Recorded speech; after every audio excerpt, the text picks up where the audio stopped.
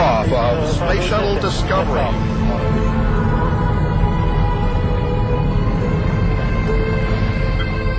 Space. Where better to look for alien craft visiting our planet? In September of 1991, the Space Shuttle Discovery captured an unidentified object on film. What you're seeing now is actual footage shot by NASA cameras from that shuttle mission. Watch the top of your screen. Note the object that moves from right to left. Two mysterious flashes, and it makes an immediate 135-degree turn and accelerates. This is followed by a strange streak of light, which seems to narrowly miss the unknown object.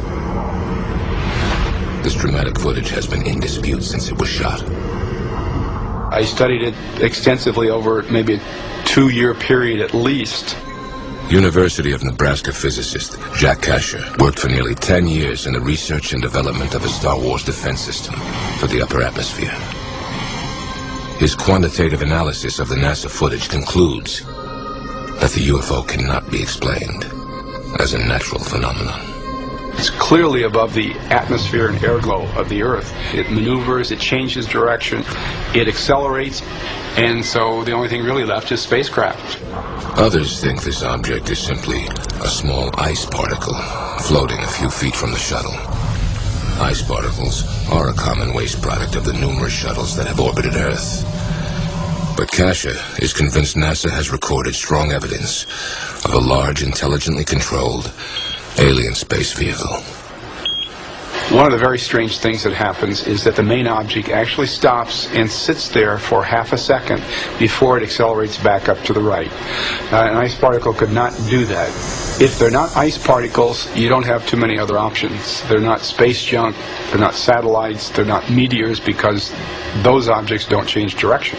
There's never been anything that I've experienced that gave me any cause to consider that there might be other life forms. Apollo 11 astronaut Buzz Aldrin, the second man to walk on the moon, has a different opinion. I mean, the sky is filled with moving objects here. Do I think that they are, that is credible evidence? No way. You got to have much more confirming it. That doesn't impress me very much. Not every former astronaut is as skeptical. Well, it is true that there's all sorts of things floating in space, but I don't think it should be dismissed out of hand. We need to take a more careful look at this type of evidence than we might otherwise. Dr. Edgar Mitchell also walked on the moon during the Apollo 14 mission.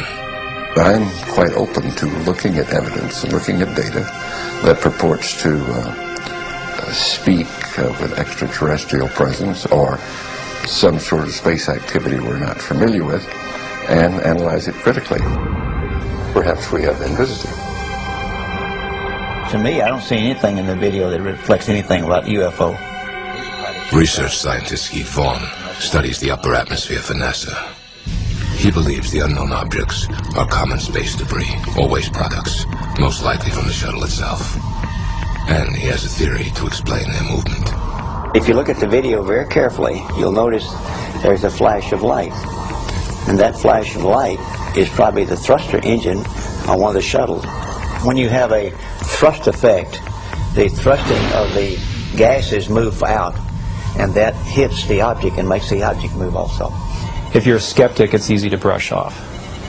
But if you're open-minded and you see this, there's something weird about it.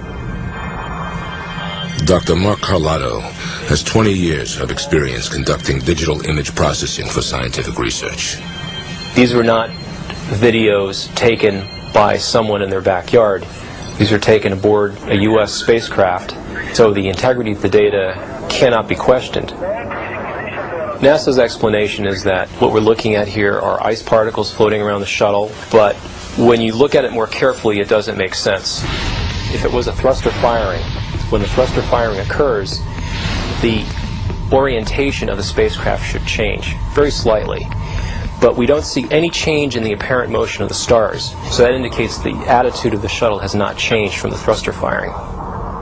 Dr. Kasher believes the UFO was miles from the shuttle, well out of range from a thruster firing, and that it was moving at an incredible speed. If the object is as close as 10 miles, it went from 0 to 2,500 miles an hour in 1 second. And that's an acceleration of more than 100 Gs, which would kill a human pilot. And the technology we're looking at is just quantum leaps beyond anything we have on the Earth. And what about the mysterious streak of light? Could it have been intentionally directed towards the unknown object? You have a streak that goes through where it had been.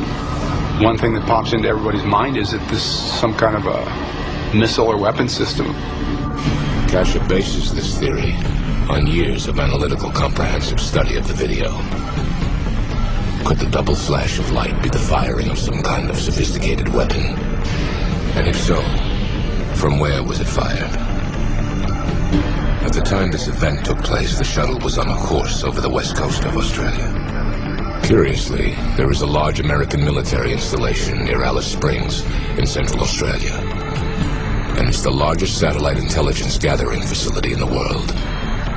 Although there is no proof, there is speculation that a Star Wars missile defense system is operational at this site. But for Buzz Aldrin, the explanation behind this footage is far less provocative.